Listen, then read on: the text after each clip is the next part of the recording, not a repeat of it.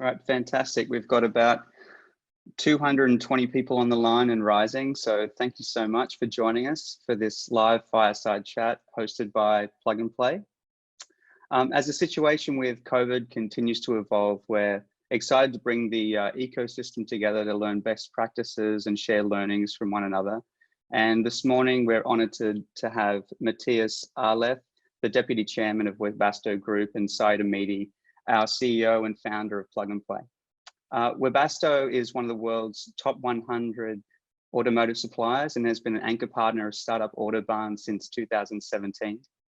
They've won high praise for their response to the coronavirus, and we're privileged to have Matthias with us to learn from his experience. He's held executive and board level positions at Webasto since 2011 and has been an integral part of their leadership team and the response to the crisis. Thanks so much for joining us today, Matthias. Thank you, Simon. And for those who may not be familiar with Plug and Play, we're the world's largest innovation platform. We're bringing startups, investors, and corporates together. And we're one of the most active venture capital firms worldwide. We're just waiting on Saeed to hop on the line, and we should be there shortly.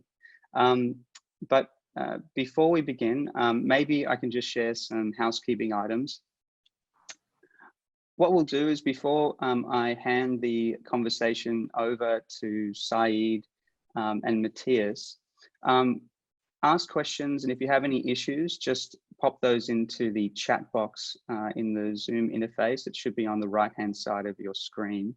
And we'll be fielding those questions and looking to assist you as the webinar goes on.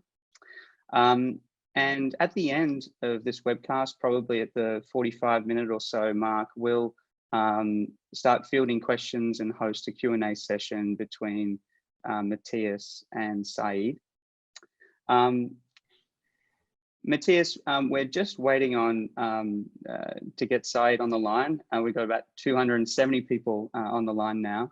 But just as we begin, would you mind just sharing a little bit about your experience at Webasto in terms of your leadership position there, and perhaps a little bit about your experience personally in response to the coronavirus and how things have eventuated since that time? Yeah, of course, I can start. So hello to everyone. Let's say I'm happy to share some information here. Let's say what we learned in the beginning, the most important in this crisis as it hits us completely unprepared, is helping each other and sharing best practice. Therefore, when Saeed asked me to participate in this event here, for me, it's really a pleasure, and it's also a duty what we have to make sure that if it helps, if we can share something. So we didn't find nothing miracle, but I think we had a little bit of more time to digest it and to deal with it.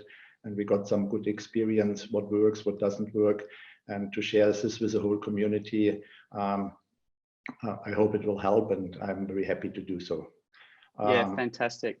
Yeah. I actually, in one of our meetings, I think last week, Saeed was very excited because he told us that I think you guys had shared a handbook with him around responding to the crisis, and I think that's actually informed in a big way how our Plug and Play's response as well.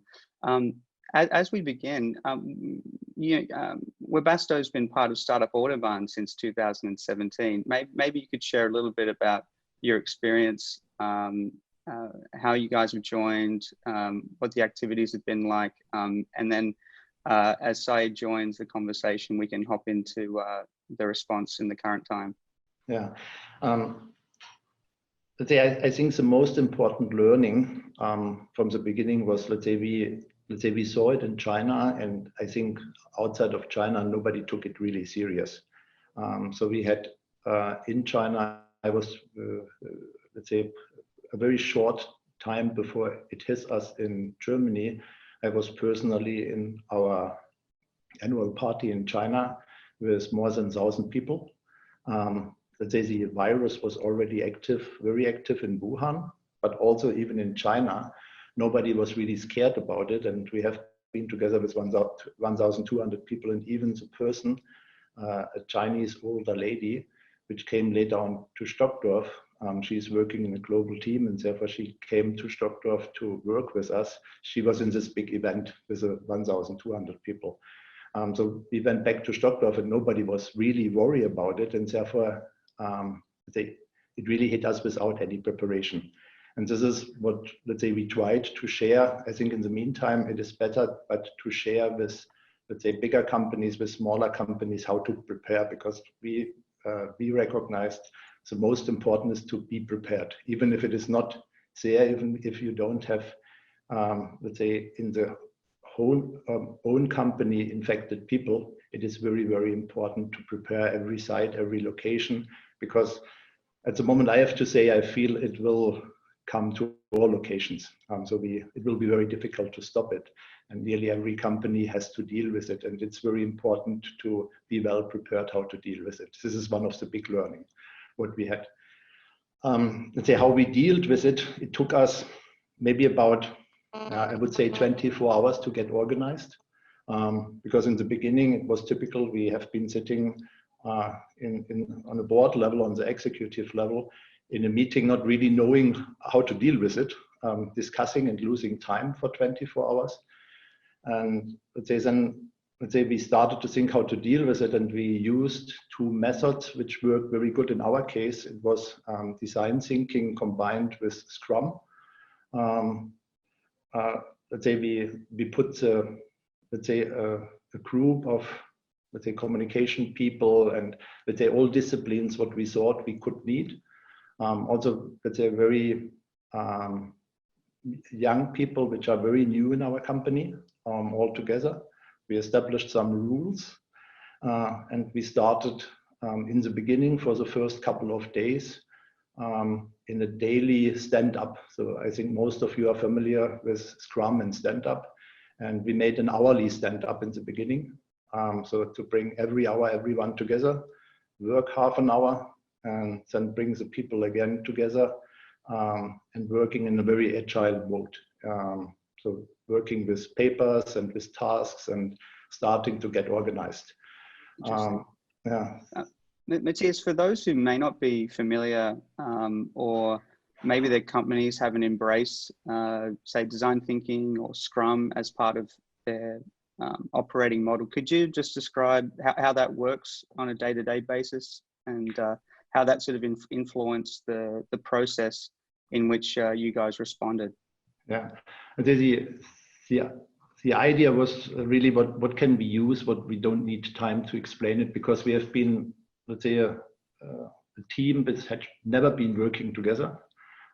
Let's say a lot of executives of a big corporate which are not used to work in a task force mode, very fast. And Can you guys hear me now? Now we hear you, Saeed. Hello, welcome. When we were talking, I believe it was in February timeframe, I recall you mentioned to me, Saeed, it has been the toughest 30 days. And I believe as Webasto has a very large footprint in China, in Germany, can you tell me, like, first when as a leadership they approached you, when was it? What happened? When I don't remember exactly. It was somehow in February, late January, and we just started to discuss it. Let's say it took us about 24 hours in order to get organized. So we got the information immediately. This was very fast. That we got the information that we have a person infected by the coronavirus. He felt, let's say, or she felt sick when she traveled home to China, and she was very, let's say, very much involved in a 3 days meeting with a lot of people here in Germany, in Stockdorf. And then immediately later, we got the information that we have the first infected person, and then 12 hours later, another 3 or 4. So it went very fast, the first couple of hours. Let's say it was really tough for us also to sort thinking. What does it mean, what to do, how to protect our people. And I just started to explain what we did. Let's say we have been sitting the first 24 hours a little bit confused together. Typical situation, something completely new, but you never dealt with it before, and to try to get organized yourself. And we have been just touching this, we used, let's say, 2 methods. We used design thinking and Scrum in order to get ourselves organized, because we have been a very, let's say, a team combined out of a lot of various people which never worked together before. And after 24 hours, we got it more or less organized in hourly stand-ups, where we, let's say, with a very downsized design thinking, we started to write tasks and ask people if they have something to add. And so we got a lot of tasks what has to be done. And in the beginning, we just decided we will follow up every task. So all what it's on a paper from whomever it comes, we try to bring it to closure. And so we had, I think in the first day, we opened about 100 tasks. And I think the most important was really to bring the whole team in a mode that we are able to close those 100 tasks without hierarchic levels, that really everyone can close something, and to establish rules how to do it and how to work in such a mode. And let's say we decided in the first 48 hours that best is, as we had a lot of infected people, that we shut down the whole location. So our location here in our headquarters is about close to 2,000 people. And so let's say we have been lucky that we have been prepared for mobile office and home office, because we did it already in the past. But of course, nobody was prepared to send 200 people for 2 weeks home and say work from home.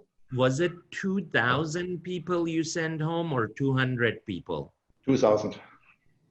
And if I can ask, did you at that time know to tell the people stay home and do not communicate with their neighbors or with their other family members, sort of like almost during the lockdown that I am today at home, and they asked us to stay home and with our immediate family without meeting other people?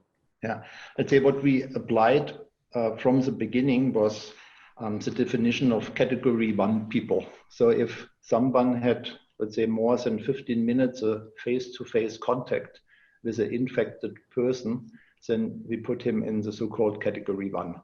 And all the category 1 people we isolated directly. We said, stay at home, stay away from family members or from people which are living together with you. And what, let's say, this was, and I would like to ask everyone to prepare for this, because I think everyone will have the same situation. What was very difficult for us is in the first round to identify the category 1 people, because the first infected person had difficulties to disclose his name, to say, okay, you can use my name for colleagues. After the first cycles of infected people, everyone agreed to say, okay, send it around the world, send my name around, and everyone who had contact with me, and I don't remember, can raise his hand and say, I had contact. And let's say in the first round, it took us about 1.5 days to find the category 1 people. And then it took us another 2 days to test them in order to know if one of the category 1 persons are affected, in order to then create also the category 1 people about the new infected. During, let's say, we had 5 or 6 waves of new infected people. It was very important for us to, let's say, make this process as quick as possible. So we learned to find the category 1 people within a couple of hours. So I think it took us 2 hours or 1.5 hours to identify really all category 1 people, to tell them stay at home, don't get in contact with someone, and then get organized the testing, that the people are really tested, and that we know is that if there's another one, say we have been, I think, successful shut down the chain of infection in Webasto only because we have been able to identify fast enough the category 1 people, test them, identify if we have another infected person, to identify the other category 1 people, and to leave them at home for minimum 2 weeks. Let's say this was mainly the way how to, let's say, how to control it, how to get it under control. You know, if I can tell you how helpful you have been, because we took your manual, your best practices, and I shared it with our office in Spain. And we had one of our colleagues have test positive, but because of what you shared with us, we were able to ask him to stay home. Quite frankly, he got it from his wife who was helping in a nursing home, but we were able to isolate, it was actually in Murcia in Spain, and have him isolated, and the rest of the office in Murcia, they cleaned the office incredibly well. He was a delivery person, so they cleaned the delivery truck incredibly well. And at least for the time being, it seems like we were able to isolate it to 1 person.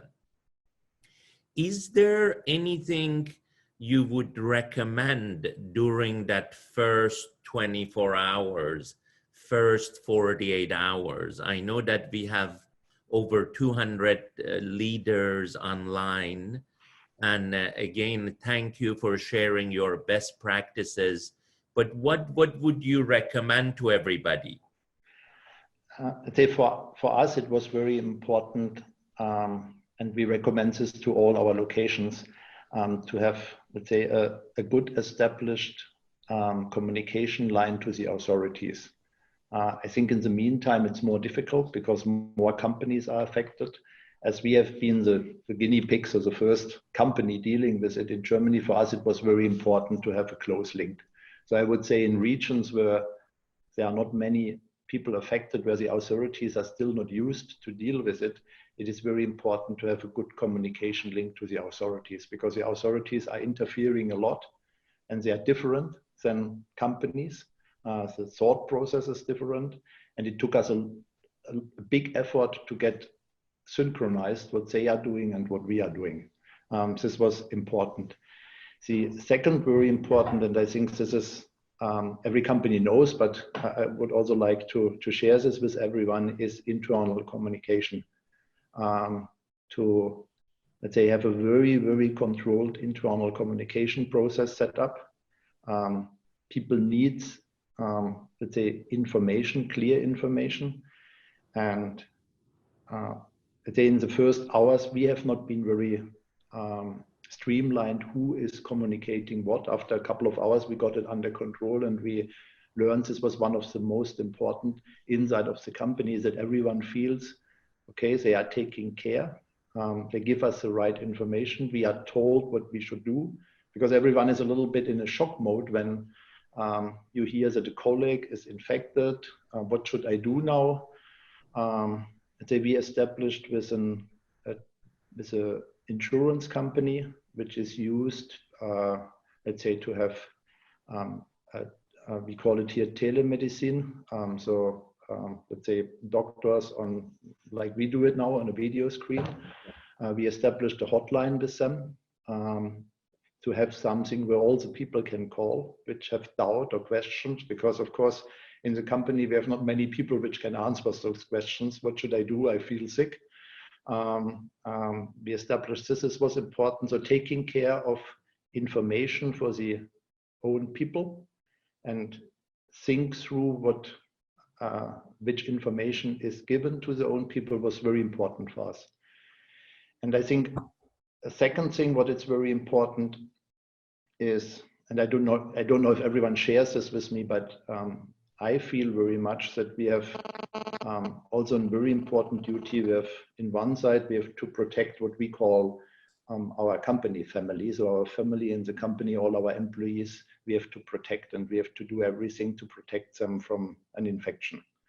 But on the other side, it's also our duty, especially in the executive team and the management team, and step by step all managers, to get aware and to digest that the second also important topic is that all these people need to work also in the future, and it's very important that we can give them work in the future, so we don't kill the company through this process.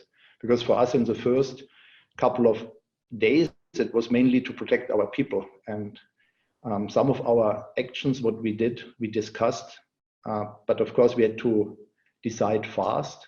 Today I would take different decisions. I would not take decisions what I took in this time. And I think especially for corporates, for bigger companies, it's important to take at least 2 or 3 hours and a couple of different people with different thinking, with different points of view before taking a decision and communicating it internally. As big as a company is, as more difficult it is to pull back and decide different than we decided before. For example, sending all people home for 2 weeks. We have been lucky that we have, let's say, we could shut down the chain of infection. And after 2 weeks, in this time, we have been able to explain our people, everyone was 2 weeks at home, we don't have new infected people, the whole building is disinfected, so you can come back. I'm asking myself, when you shut down completely a site, when you send everyone home and you have still new affected people around in the community, how to reopen it? What is the argument to tell to the people to come back? And things like this, as leaders, we have really to think through how we bring back the people. We need to work. We can't shut down everything for months. We need a plan how to bring people back in a safe environment. Wonderful. If I can little bit go deeper in this, because of course I am right now like where you were 2 months ago. Thank God we didn't have a case yet in our 1,000 people building, but a little bit thanks to the government, we send everybody home for at least 2 weeks. But we had some time to prepare for it, to have a lot of these discussion. But, you know, like as a leader, because this is going to have economic effect ongoing. You know, I have a travel and hospitality vertical that, for example, Marriott is 90% down.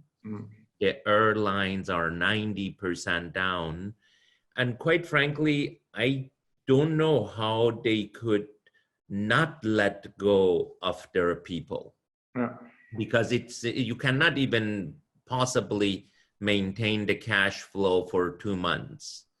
But again, those type of decision you take personally, or do you have a team you discuss it with? I know that the German government you mentioned has a very good program for temporary leave. Yeah. Let's say in Germany, we have the big advantage, and maybe there are some German corporate in the call, we all know about it.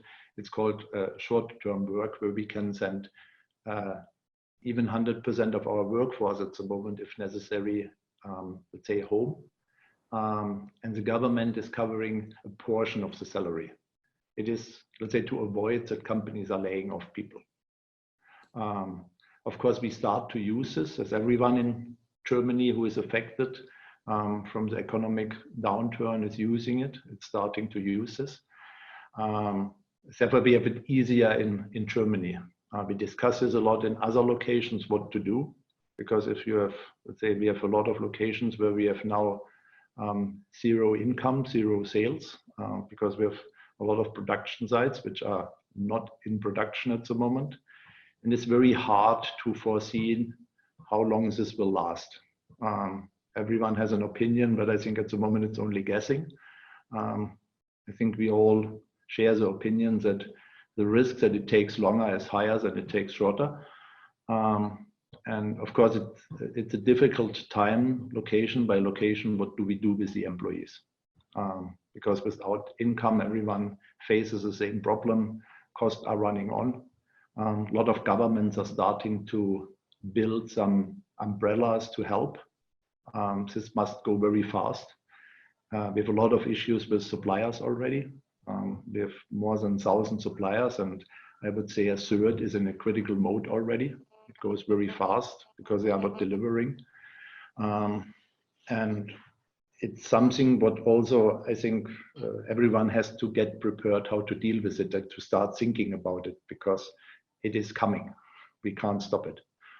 If I can ask Matthias, I know you have a very big footprint in China, but yesterday I spent an hour in China, telephone calls, and I heard Shanghai, Beijing, Guangzhou is almost 80% of the employees are back to work and in production. Do you feel we may follow the same timetable as China as far as the production goes or employees goes? First, we see the same. So all our Chinese sites are ramping up again. Let's say also in Japan and Korea, we see that it's not affected at the moment. They dealt very well with the crisis. They got it. It looks like that they got it under control. So Japan, Korea is full running, and our 11 plants in China, I would say it's 70–80% back on normal work. We are now a little bit worried that China will be affected from Europe and from America, because we have also global supply chains where parts are coming from Europe or from America in order to build cars in China.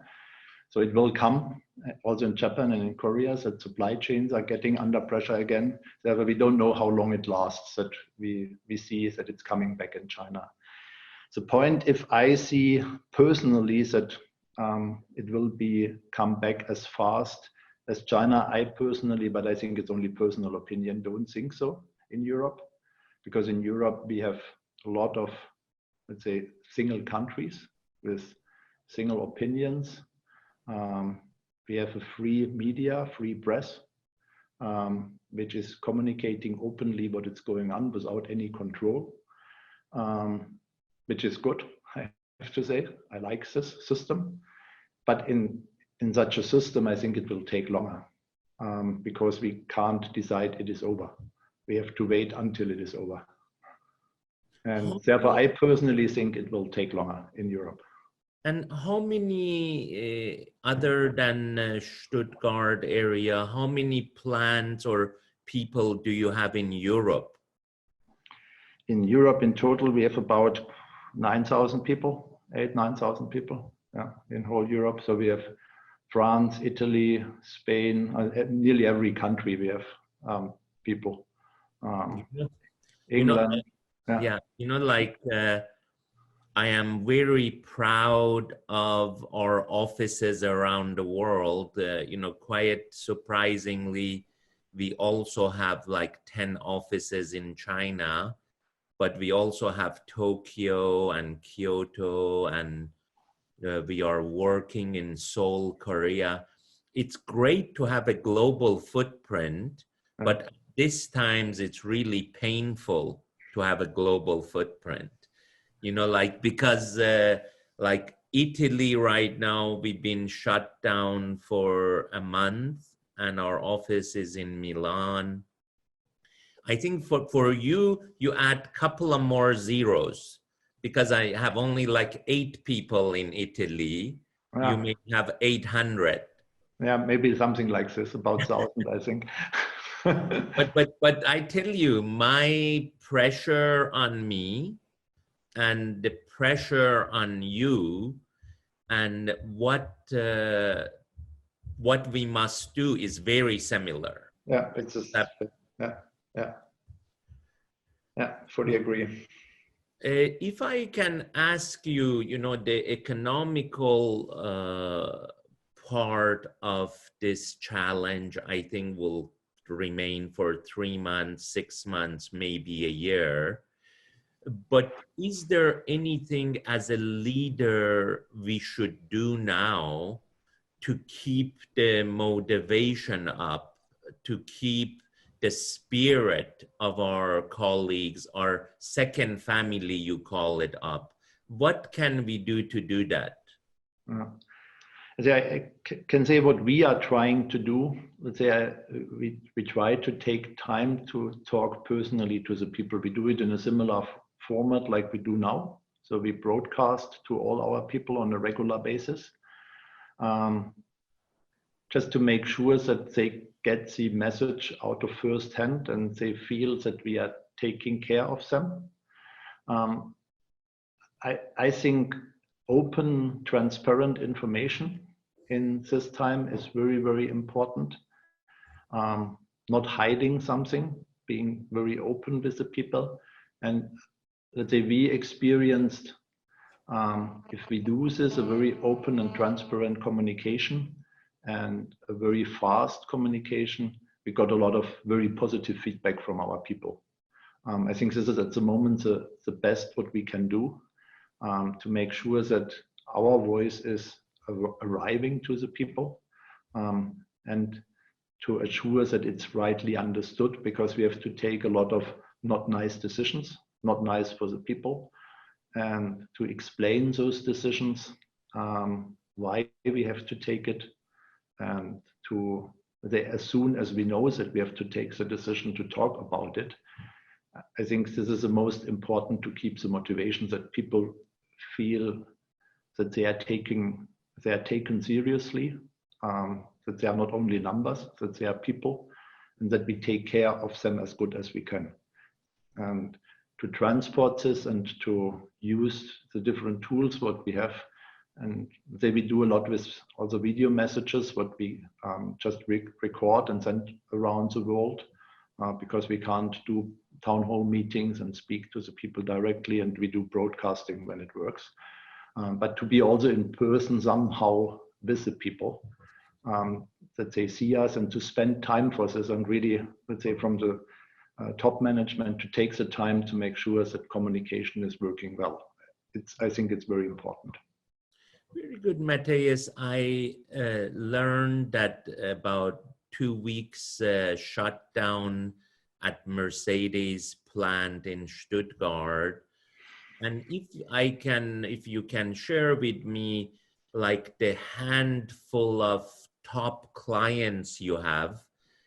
First, maybe it would be also interesting for the audience that may not know exactly what you produce, like the main product. And, you know, like, I also want to do a good message, positive message.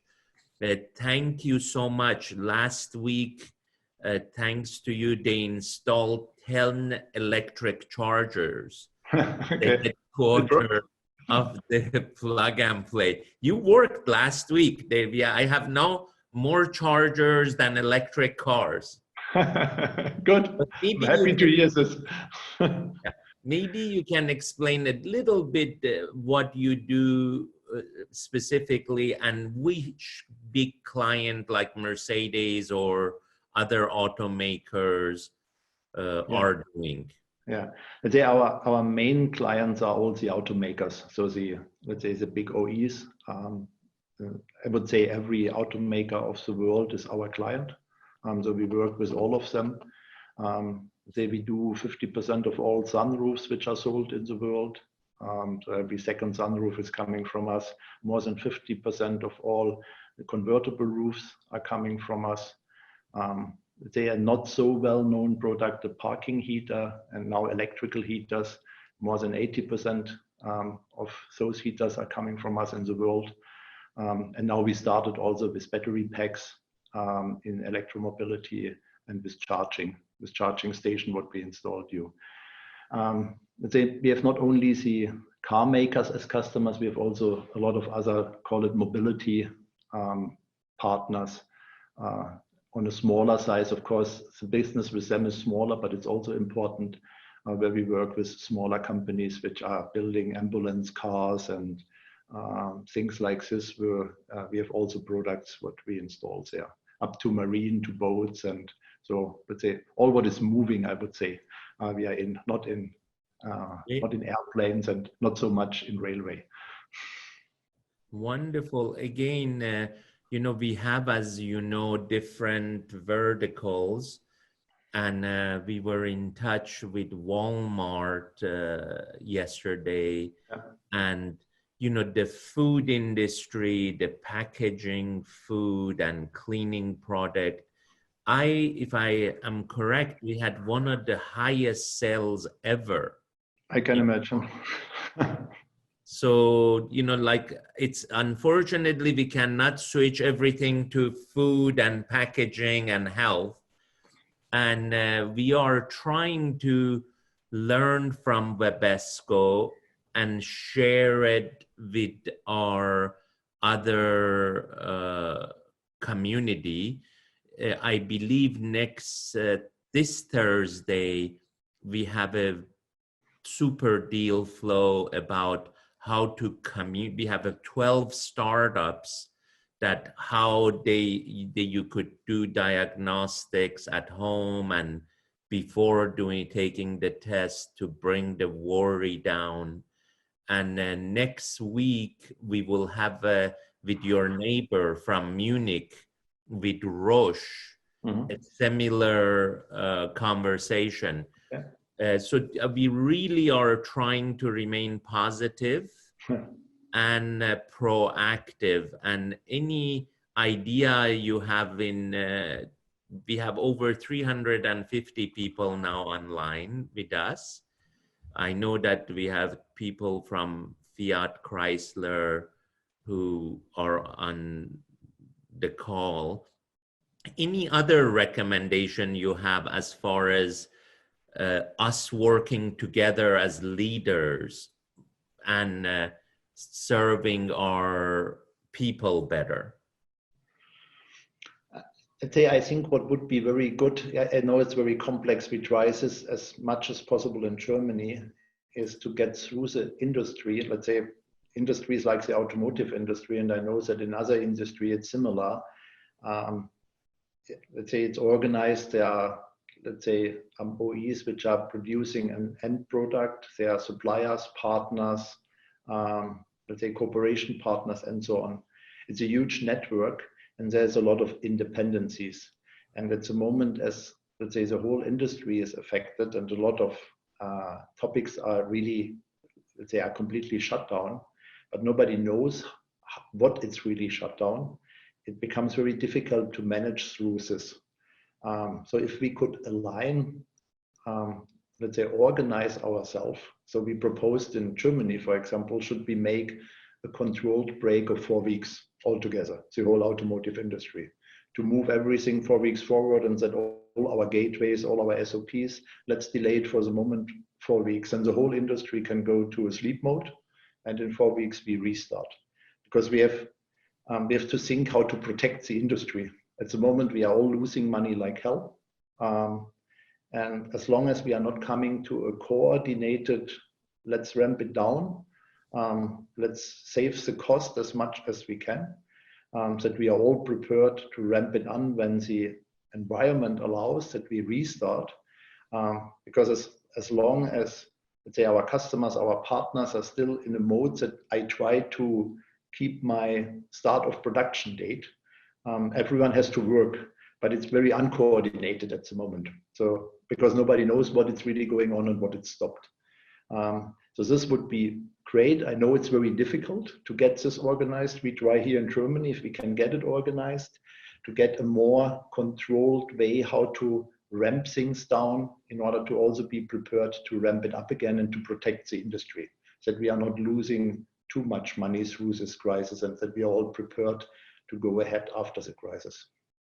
I cannot tell you how important that is, because let's say if you are missing a part, or if Mercedes or BMW is missing a part, the whole production goes down. But if you somehow have a better communication and coordination, everybody will suffer 1 month rather than accumulative months. Exactly. This is what we try. So everyone who can support and help to think in this direction, because as more companies are participating in the approach to try to get this organized, I think it would help us a lot to, let's say, reduce the cash burn what we all have at the moment in the automotive industry. That will be great. I know that Simon was going to see if the audience have any questions from you or me. Maybe we could ask one of the question. If not, I still have a lot of comments. Go ahead, Simon.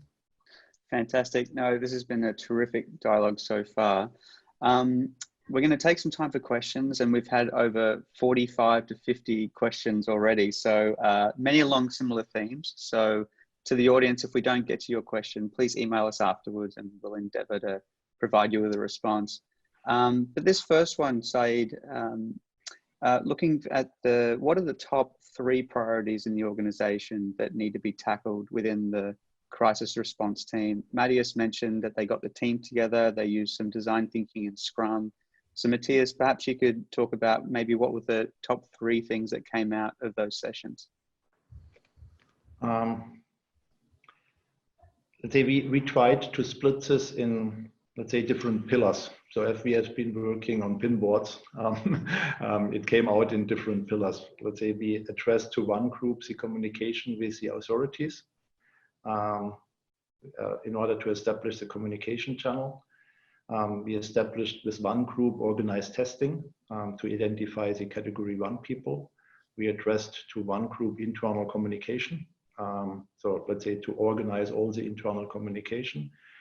In this time, but I think today it is not so important. We had one group working only on external communication because it was like in, let's say, we had more television and let's say full equipment and people here that we couldn't enter the company because everyone was interested. But I think now it's not so important to organize press and external and media because they are not so looking so much to single companies. I think this was one important work stream.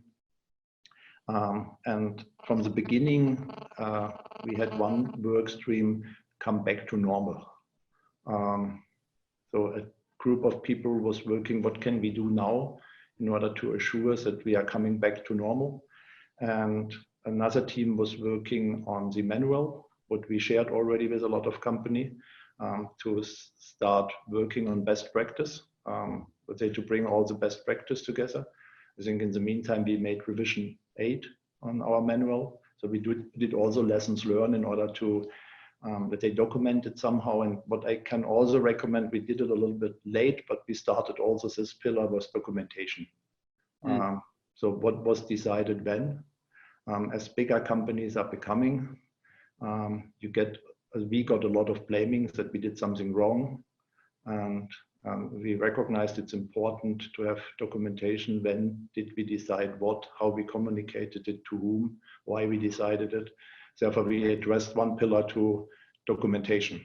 But how did we decide? What did we decide? It was more protection for the company and for individuals.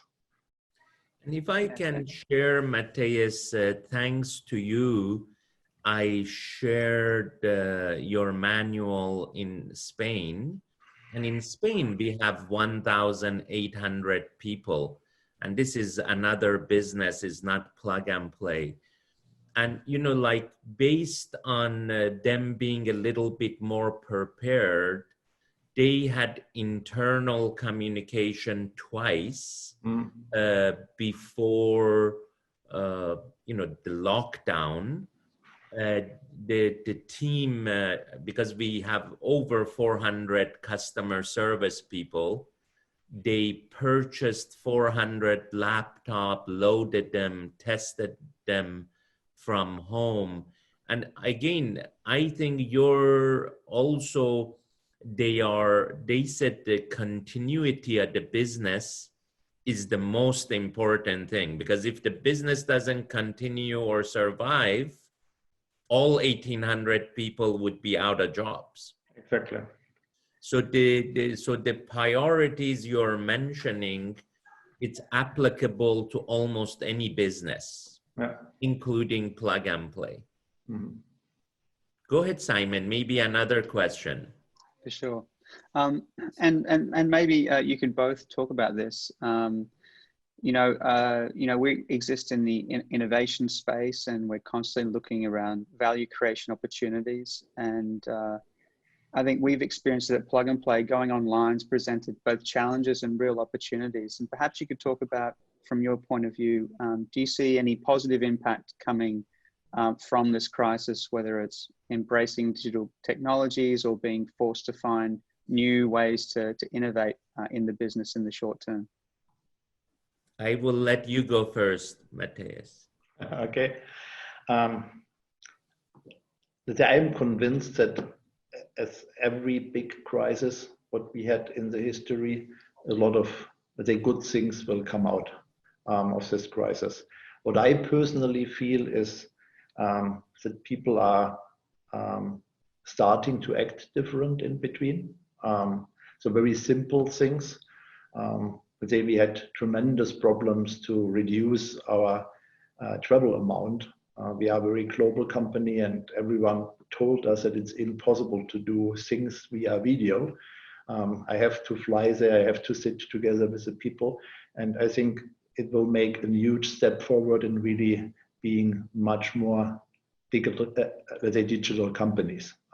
We are all learning very fast to use all tools. Our people are learning, even people which, let's say, I thought they will never touch a smartphone and work with it, are now on Microsoft Teams or on WhatsApp or whatever, and working, let's say, in a virtual environment. So I think this will change a lot, especially, let's say, in the automotive industry, if we are a little bit more the old economy, with a lot of people not used to it. But I would also like another more personal point. I hope, and I see it a little bit, that also what we had over the last couple of years, that there's a political thinking of people which went more and more to extremes, to both sides of the extremes, getting back a little bit more in the center, getting back a little bit more realistic. And this I see very positive, that I hope that this crisis will center back the political thinking of the people from the extremes, what we had coming up and up more and more over the last couple of years. Yeah, and the feeling of care for the common man and care for the commons has been really palpable and inspiring. Yeah. Saeed, perhaps yourself, in terms of opportunities, both short-term and mid-term, what are you seeing? What are you inspired around? You know, I thought we are in the business of connecting people, connecting entrepreneurs with corporations, and like our last selection day 10 days ago, we had not canceled it yet. So we had people from the auto industry here in California. We had approximately 25 people listening to 32 startups. This was our mobility selection day. But then we had 134 people online, and they stayed 3 hours during the selection day. So exactly like Matthias mentioned, when you have to do something, you sort of learn from it. And to tell you the extreme event, we had a virtual event in China that we also little bit broadcast, and we had 110,000 people watching. Wow. So again, I do agree, like we yesterday in our management meeting, we realized that our travel cost and our event cost is about 15% of our cost. And that, I personally think, I love face-to-face meeting. I love traveling to our different locations, but I think we will do both. We, like, if we have a great event in Sunnyvale, I think Europe can benefit from it. Mhm. So Absolutely. there's going to be a great learnings in this respect. Yeah. Absolutely. Matthias, I was reading a McKinsey article around what happened during the 2008 crisis, which noted that you know, budgets became under strain, and you know, where we've got many people who represent the innovation capability of their firm on the line. In terms of showing value to the organization, could you comment on how leaders across the innovation ecosystem, how you think about them showing up for their companies and showing value, both now and looking to the mid and long term? I say, now I think it's really time for leadership, as, let's say, it is always in crisis. I think through crisis, you need, let's say, a very strong leadership. If not, it is very difficult for a company to go forward. And it's really difficult. We have this daily discussion, let's say, how much we bet into the future. So let's say how much of new innovation things, of things where we start to work on the future, we have to keep running. And what of the current business we have at the moment to shut down, and how much cost we have to save.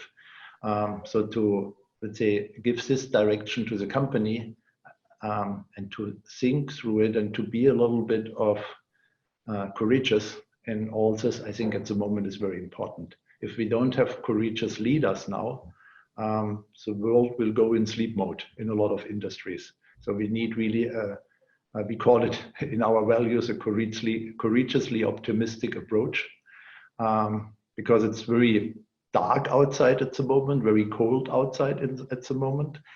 A lot of, let's say, fear and sometimes panic.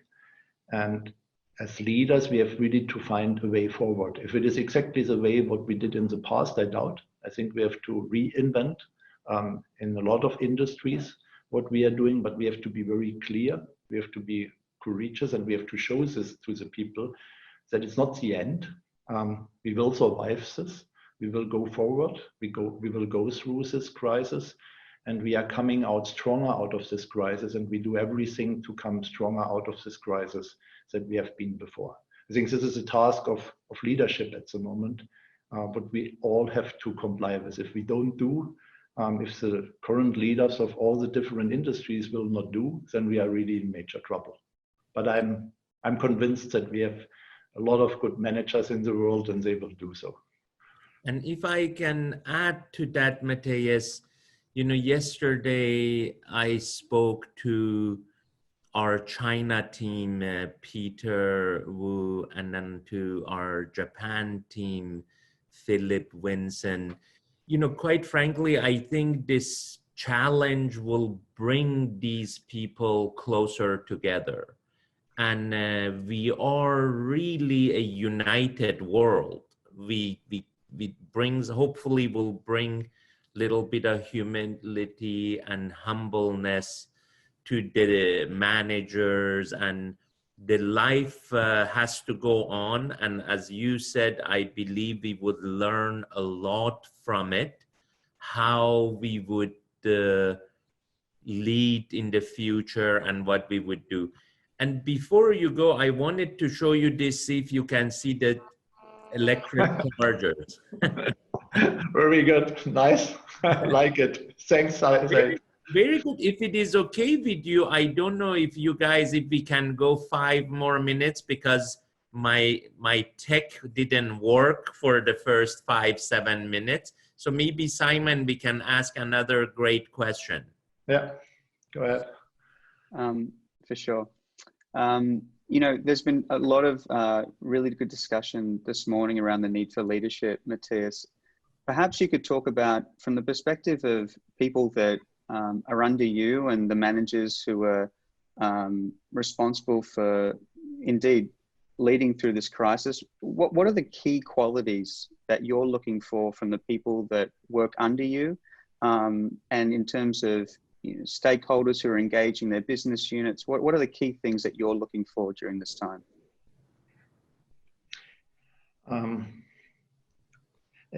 I would say it's one is really, let's say, it's a skill to, let's say, communicate with their organizations in the right manner, to be serious about it.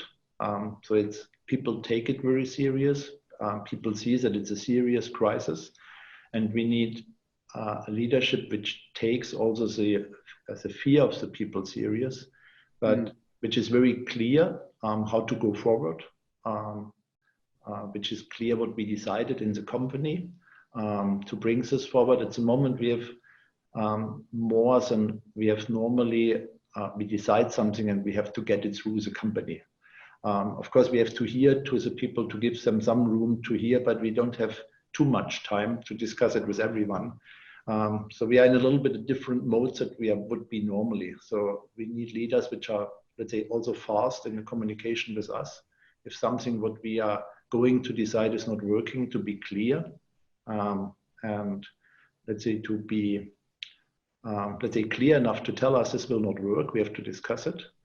If there is no major doubt, to sometimes accept it, because we have to be fast and we can't discuss all together, but to be then very clear and transparent and open in the communications. This at the moment I see as very important, and to give somehow in the crisis a certain optimism to the people, which is not everyone in the leadership team, but I see it's very important that they look to their manager and they feel he is optimistic. He is not seeing the end, he is seeing that it goes forward, because it can go very fast, that people are going in a real, let's say, panic mode, and what Saeed said, to keep the business running at the moment, I see as a big duty what we have. Fantastic. And Saeed, maybe the same question to you in terms of plug and play and for the ecosystem. What are your hopes, and what are you looking for from our leaders who are engaging with partners and even partners themselves? You know, we surprisingly initially were delaying some events and saying yesterday, unfortunately, Japan Olympics was postponed. There is I totally agree with that decision, but with our business, now we said we do not want to delay anything. We will do it online, we will do the best we can, and we will use it as a learning lesson, what works and what doesn't work. And specifically, I like to be, like Matthias said, you have to be realistic, you have to be serious, you have to communicate correctly. But I try a little humor, little humility, and honestly, it is tough times. So if there can be combined with some positive, like I have a couple of friends that says, if you keep fake smiling, slowly the smile will come. And you know, everybody tells me, Saeed, I have never seen somebody so calm and slow talking like you, but I feel it is time to be really positive, especially for technology, especially for innovation. And as plug and play, we have a duty to go forward. Fantastic. And so look, coming into the final stretch here, just one final question. And Matthias and Saeed, you know, there is so much activity involved in responding to what's an emerging situation. How are you yourselves personally keeping yourselves encouraged, motivated, energized to bring that positive leadership to your teams on a daily basis? Maybe we'll start with you, Matthias. Difficult question. I never asked this myself. Over to you, Saeed. Yeah, I think from me personally, the real biggest motivation is that I'm convinced, and let's say this was through my whole career. I'm convinced that, let's say, people which are working for us, and it's always their whole family, which are very often depending on the job. So we have a big responsibility for all these people. So if we make a failure, thousands of people are affected. So if we manage this crisis in a not best manner, then maybe a lot of our people will have trouble and their families will have trouble. And this for me is the biggest motivation. I see it as my family, my secondary family, and I have to care this family. If I don't do, it's the same if I don't care to my family. And this gives the best motivation for me to see it as my extended family. And for my family, I have to care. There's no doubt about it. It's no thinking to not doing it. Yeah, fantastic. And what about you, Saeed? So I love to use the example of yesterday, Monday, that we started at 7 o'clock, similar to today, with the European call, we call it, but we somehow include Abu Dhabi in European call. And it was an incredibly upbeat talk. And then I end the day at 5:45 with the China call and Japan call. I must say, yesterday was the best day I have had it through this crisis. And one of the tricks I usually go like for an hour walk, but yesterday I break it down to 3 20-minute walks. I am getting to know my neighbors really well. Everybody is on the street. And, just joking aside, I realized at 2 p.m. I hadn't had lunch yet. So I was very engaged, very enthusiastic. And as Matthias said, I think we have responsibility to show up. And we have a responsibility to do our best. And we will go through this. We will come out on the other side stronger, hopefully healthy. But again, let's go through this together. And Matthias, I don't know how to thank you for sharing your experiences, because I think you're like at least 60 days ahead of us. And I look very much forward to seeing you back in Germany. Hope so, that sooner than later that we can meet in person again. So it was a pleasure for me. Thanks a lot for organizing it. Thank you. Thanks, team. Thanks, everybody. Thanks everyone for being here. This has been an amazing session, and really speaks to the importance of the moment and the value of strong leadership, and also the value of these kinds of sessions. To everyone who's on the line, we'll be sending you an email requesting your feedback, and really would ask you to take a minute to respond to that, because it'll inform future sessions that we have like this in the topic areas.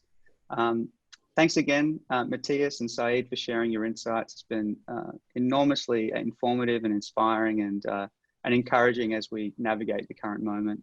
For everyone, my name's Simon Moore, and it's been a pleasure to host you all today. And we'll see you next time. Thank you so much. Bye-bye. Bye-bye. Thanks very much, everyone.